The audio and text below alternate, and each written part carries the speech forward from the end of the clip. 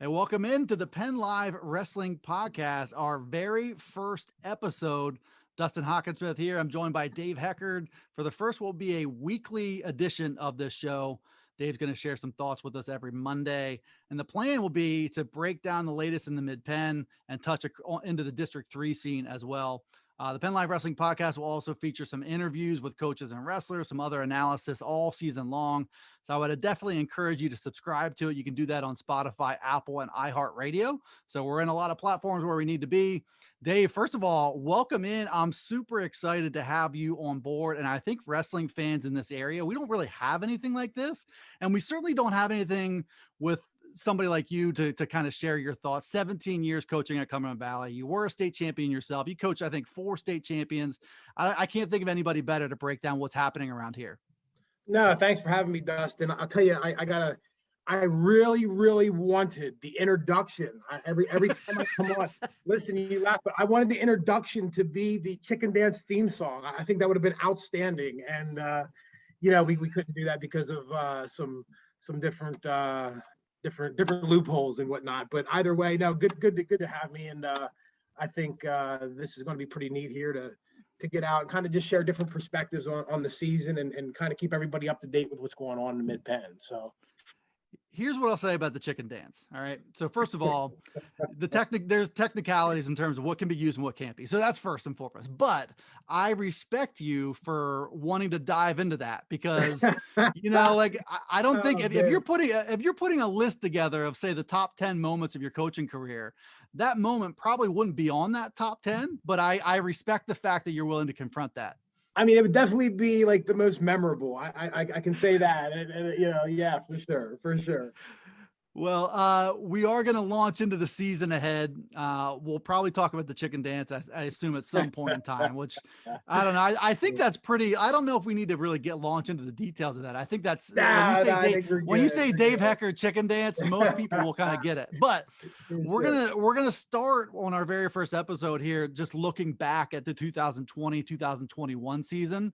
It was so unique and so difficult and challenging in all these different ways. And I fully grasp that there are much bigger things going on in the world, especially at that time than wrestling. But I do think it's worth discussing just how hard that was on people like you, on your wrestlers. And, first I want to go back to the beginning of it, and let's go back to, all right, the state championships, and you get into this off season, and it seems like, correct me if I'm wrong, but there's a real have versus have not situation when it comes to, the really, really good clubs that you can wrestle in, and the programs that don't have maybe one of those elite clubs nearby. And I felt like this off season, you had to kind of send kids out on their own more so than usual.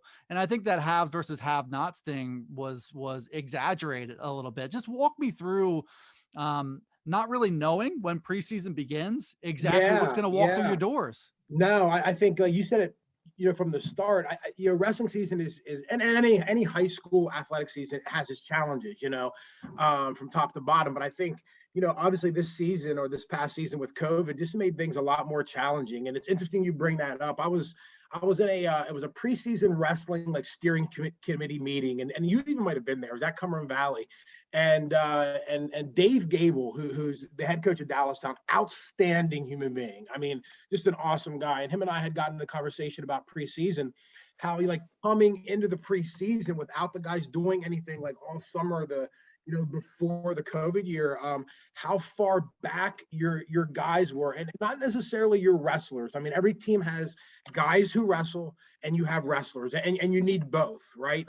Your wrestlers per se, his son at the time was going to be a senior, those guys, the Jake Lucases of the world, that they went out and they did things, that they found ways to do that. And you came into the preseason, and the guys that don't necessarily do the wrestling year round per se, your guys who wrestle were the guys that you really saw, man, the growth was really stunted from the previous year to that preseason. And like Dave had said, he was the guys didn't get a whole lot better because of that time they took off. And And I think that was relative across the board, like you had said, the guys who don't have access to the big clubs. And I mean, maybe so, maybe that's fair to say, but I think like the have and have nots, like, your guys who it's important to found a way to go out and work hard and to try to keep up as much as possible. And the guys who didn't, obviously didn't. So, but I think that,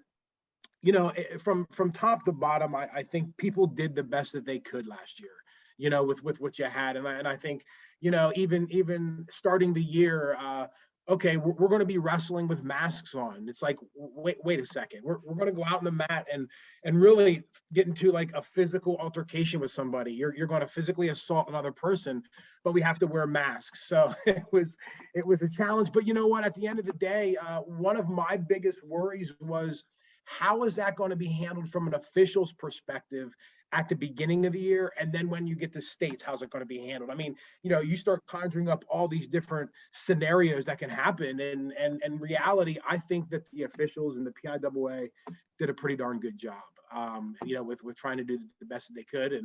And while adhering to any precaution to try to keep people safe. So, yeah. I thought, from my personal perspective, I thought wrestling in masks was going to be a much bigger disaster than it actually was. Yeah. Yeah. And I recognize the potential for inconsistency, and you did see that, but I thought it was going to be a lot worse. And I think, from your experience, I think the resilience of the kids showed up, and I think the strategy of coaches showed up to really wrestle and practice with these on, just accepting that these are our circumstances. If we want to make the most of these circumstances, we got to get used to wrestling in this mask. And then, certainly the scene did change toward the postseason when you started intermingling with other districts, other places where the masks weren't as important to coaches, administrators, et cetera. Right. But it did change. But it was, I really thought it was a testament to the kids themselves for working through that. Yeah, and it's funny. Last year we started the season, and I got this idea, like we're gonna try to harness this thing, and we took like the broken nose mask, like we bought a bunch of them, and then we put like over the mouth, like the cover, and it ended up being a complete failure. I mean, the masks were coming down in kids' faces, and it was like, okay, we just spent a couple $100, scrap that. Okay, now we're gonna throw these masks on, and really, like you had said earlier, we entered practice, and it was like, listen, here's the deal. We're wearing the masks. I remember having this conversation with my team. I'm standing there in front of my team and, hey, we're going to wear these masks. And as I'm talking, I'm getting annoyed by the masks. And I'm going, I don't want to hear any complaining. We're going to wrestle hard. There's no complaints. Well, by the end of it, like, I'm annoyed with my own mask. So speech one, here I am telling the kids, I don't want to hear any complaining. And here I am complaining about this mask, but really the kids were incredible. And not just my own, I mean, across the board, the coaches said how kids came into practice and listen, you're going to wear them because you're going to have to wear them in a match. So you might as well get used to it here, and they did, they wore them and did the best they could in the room to keep them up and do what they needed to do. So, a testament to the coaches, the officials, but really the kids, man. I thought the kids did an outstanding job with that. So, and I think, just the mentality being out there, and it's just one more thing, I've talked to you about this before, about just the brutal and difficult nature. And this is your quote to me on several occasions. Everything about wrestling is hard.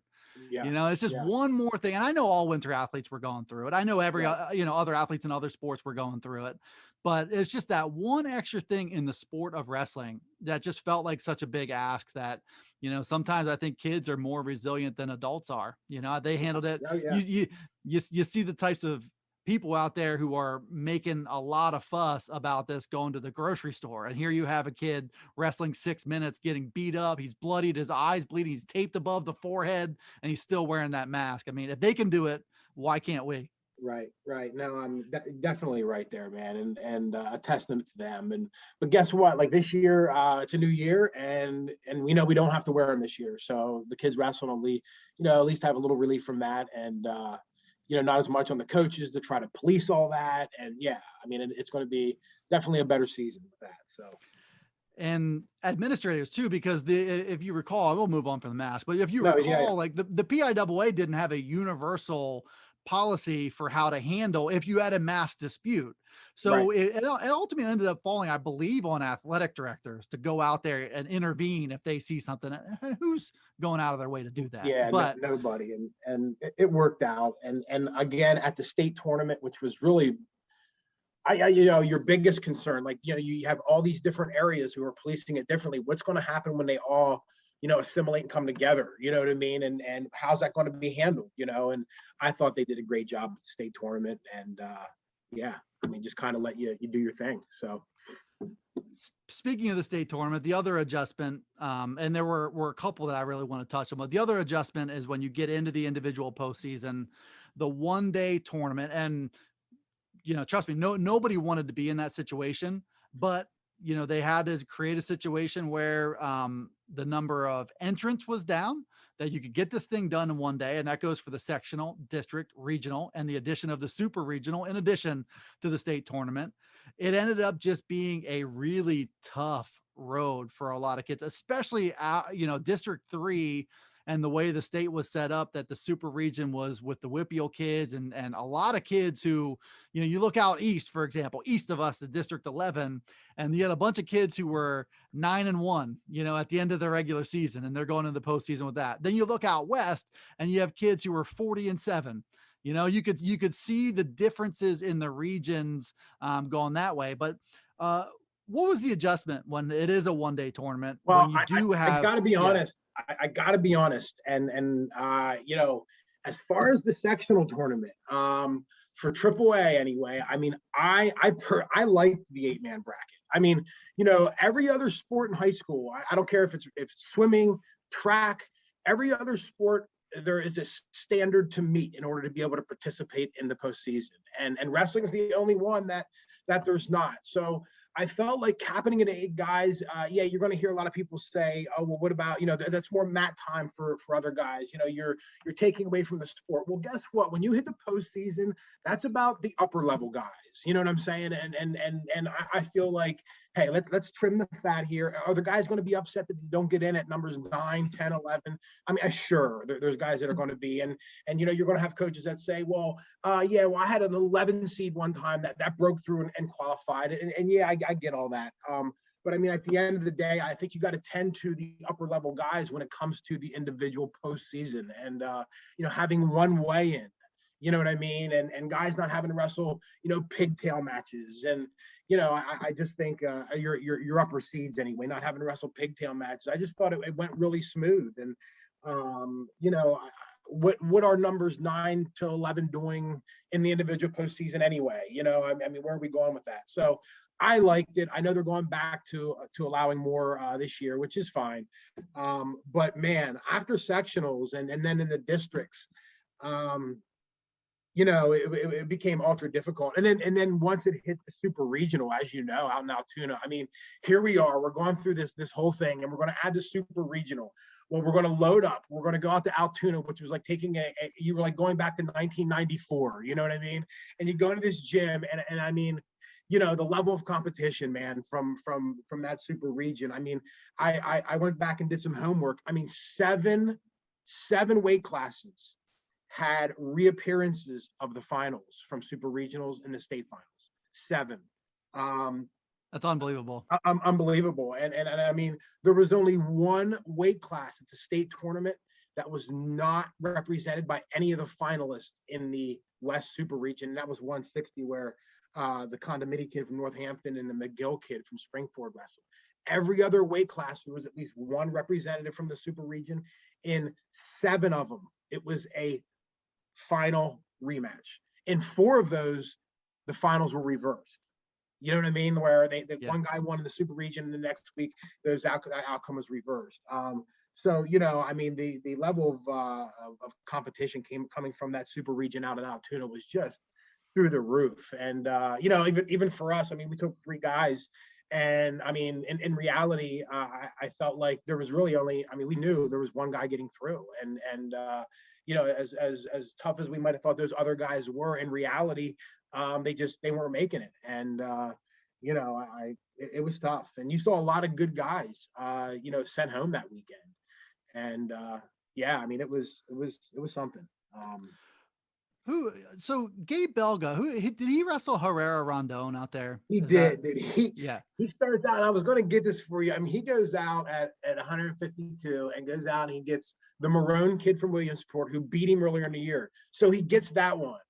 Well, then he goes and he wrestles Herrera the next match. Well, that doesn't go as well as planned. Well, then it ends up, man, he goes down and he wins another one, and then I think he catches the kid from Connellsville who just signed with Pitt, and his name's Kessler. right. Yes, Kessler, yeah, and who we watched wrestle. And earlier in the tournament, he goes and he wrestles the kid from Central Dauphin that beat Belga in the finals. Buckman. He wrestles Buckman, and I mean, completely dismantles Buckman. And we're sitting there watching it. I'm going, well, maybe we got, maybe the kid will get hurt in our match. I don't know. Yeah. He goes out and I mean, just completely dismantles us. And, that was what it was. I mean, we had the number 1, number 2, number 3 guy all in our super region coming out of there. And, although great experience for the youngster there, reality set in pretty quick. And, yeah. Well, I'll say this. I mean, there were 2 matches that stood out to me that were, the outcome was more or less inevitable. One was Gabe wrestling Herrera Rondon. But what I thought Gabe, and then I said it to you whenever you guys walked off the mat, Herrera Rondon felt it. Like he felt Belga wrestling him. And I thought Belga showed up as well as you possibly could against a 3-time champ who's at Oklahoma now. He's a sophomore out there. The other one was Ryan Garvik from Central Dauphin wrestling Wyatt Henson. For Waynesburg, Wyatt Henson is a next level guy too. He's an upper tier guy. And all you could really do with your guy, both cases here, young wrestlers, is ask them to go out there and just make them remember you, right? Like make them work. Go out and battle. No doubt. And go out and give him a test, man. See what he's got. And sometimes you get that out of younger guys a little more, maybe because they're, I don't know, politically incorrect, dumber than the older guys, so they'll go out there and not about this much and go after it, where maybe the older guys, reality is a little better for them. So but no, I mean, I think that when you have young guys like that wrestling those upper tier guys, man, I mean, what are you going to do? You got to go out and give it a go. And I think you're going to see that Belga and Garvik are both going to have tremendous careers here moving forward. So absolutely. And probably a little bit better off from getting that feel and knowing, just some confidence that, I mean, Herrera Rondon had to work to beat me, and you can maybe build on that. Yeah, we will, by the way, the one that you got through, Jake Lucas, who won a state title. We'll talk more about him and that journey, not just this year, not just you and him, but his journey going back 4 years and what it all took for him to get to the top of that state podium and how much he deserved it. We'll be doing that on episode 2 as part of, looking more at the individual wrestlers from last year. The other dynamic here was moving the District 3 and the PIAA team championships around, wrestling the PIAA team championships after the individual championships. How big of an ask was that as a coach, for all the different complexities, including guys who didn't wrestle through the individual postseason, guys who were knocked out of sectionals, having to try to keep them within arm's reach of their weight class so you can field a competitive dual team after the individual season's over. Yeah, I mean, there's something to that. And I know it was kind of crazy how you went like team districts before states, and then you went to individuals, and then you came back and wrestled like the team state tournament at the end. But again, man, listen, I feel like a lot of those teams competing at team states are going to have guys competing in the state tournament at the individual level, and man, there was that's a 3-day tournament. I mean, even longer, really, if you consider the prelims on Monday. But you're wrestling, Friday, Saturday, I mean, it's multiple weigh-ins. And so you're asking like these kids to weigh in for the team tournament and weigh in at different weights sometimes, right? Like sometimes they're going to weigh in light at one weight just to get a matchup here or there. So you're going to ask them to weigh in multiple times at different weights the week before they start the individual tournament. And I just feel like, you saw sometimes where some of the teams that went through that, you can only get your team to peak so many times a year, and that one time you definitely want your kids to is the individual tournament. And, sometimes you'd have kids peak at the state team tournament with their teams and then turn around and, miss weight the next week. So sometimes they get hurt in the team tournament. And I just think that there's something to that. I liked the format of keeping the state team tournament till the end. I don't know the answer. I don't know how to keep kids involved throughout that period of time where they're not wrestling, where the individual tournament's going on. Last year, we had a chance to go over and work out with Central Dolphin. I took Jake over because of being in Dapper Dan, and they were still working out. And Jeff did a great job. I mean, kind of let the kids come in and get a little workout in. I think, it might have been every day, but it was shortened practice. It was a little more light, and just to get the weights down and kind of go. And I thought he did a great job with that. And it showed because they had a pretty good tournament. And, I think, though, although that might not be the right answer as far as exactly how it was done last year, there's something to that. And again, I think, the key being getting kids to peak at the individual tournament before the state team, And I think with that in mind, and I think you've been sort of on this side of the fence before too, is being accepting of your reality and understanding what are you subjecting your kids to if you're going to wrestle a team that clearly has you outmanned. I know wrestling is a sport where, you put it all on the line at all times, but, I think you do have to kind of consider, is this worth it or not? Right. And I know that might be a taboo thing to say in wrestling circles, but when it comes to team versus individuals, you do as a coach have to kind of think about that. What are you asking your kids to do, and what's it going to cost me later?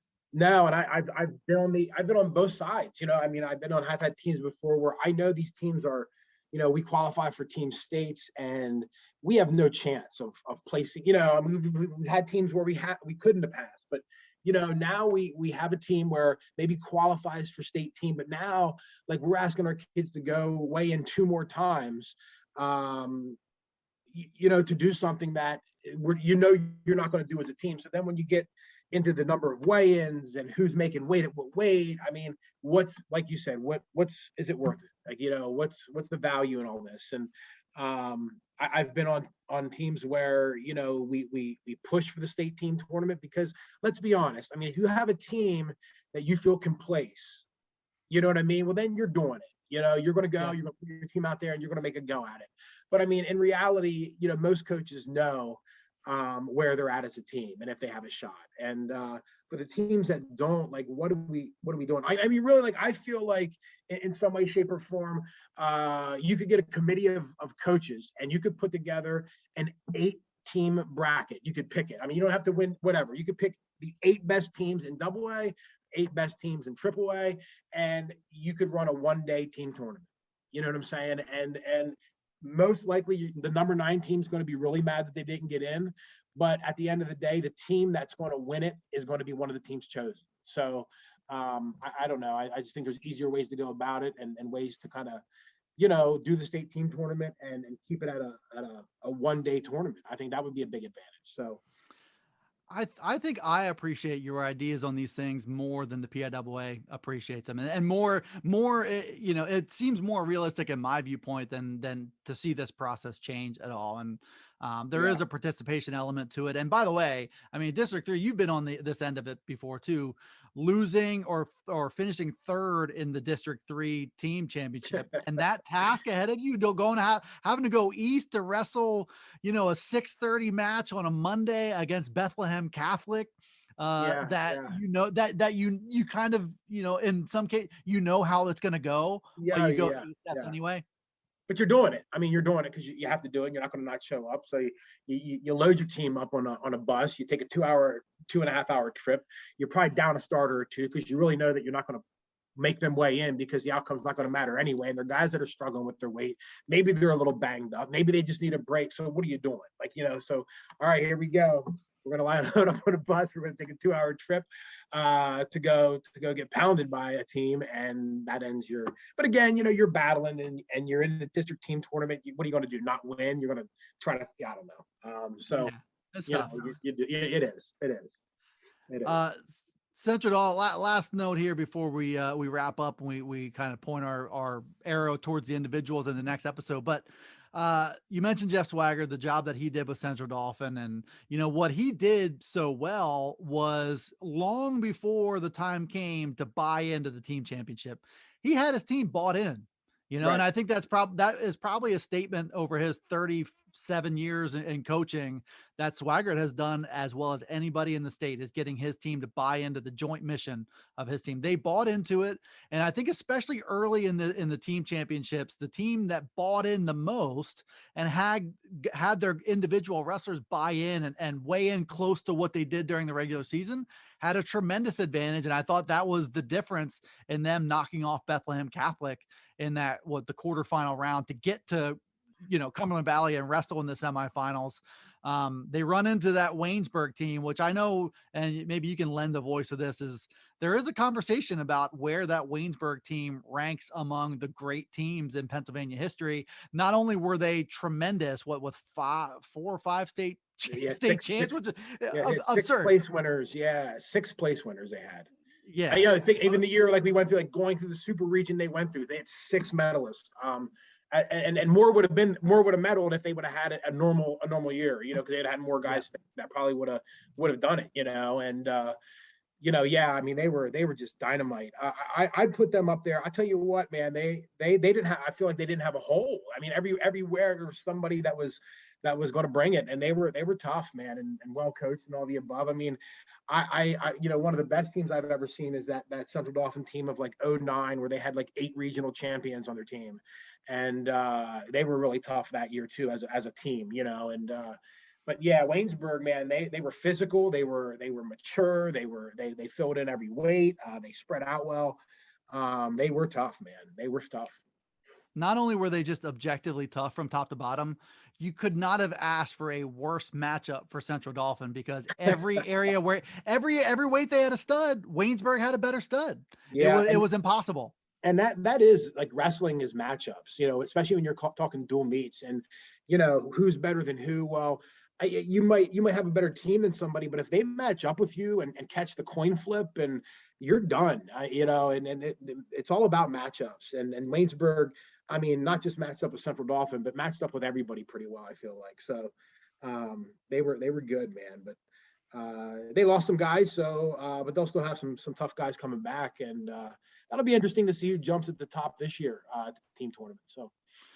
It's a new year for them. It's a new year for us here with the Penn Live Wrestling Podcast. This is our very first episode. Appreciate you tuning in. We'll be here all season long. Dave will be joining us weekly to break down once the matchups begin.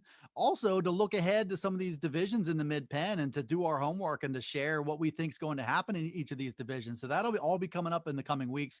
Stay tuned with us all season long. You can subscribe and download episodes on Spotify, Apple, and iHeartRadio. For Dave Heckard, I'm Dustin Hockensmith, and we'll see you next time here on the Penn Live Wrestling Podcast. Easy enough, right? Yeah. Good. It's always, you're always looking for